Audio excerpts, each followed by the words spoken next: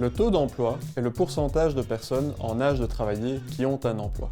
La population en âge de travailler qui était initialement prise en compte était celle des 15-64 ans. Mais depuis quelques années, on se réfère surtout aux 20-64 ans, notamment parce que les jeunes ont tendance à poursuivre leur étude plus longuement.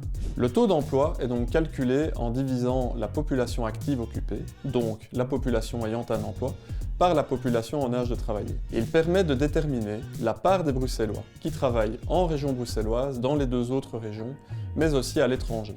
Celui-ci n'a cessé d'augmenter ces dernières années et n'a jamais été aussi élevé depuis la création de la région bruxelloise.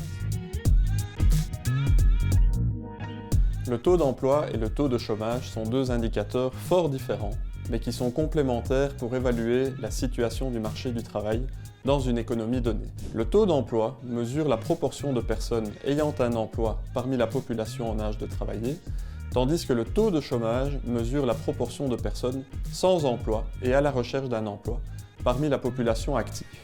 La grande différence entre ces deux indicateurs est qu'ils ne s'appliquent pas à la même population. On ne peut donc pas additionner le taux de chômage et le taux d'emploi pour obtenir 100% de la population.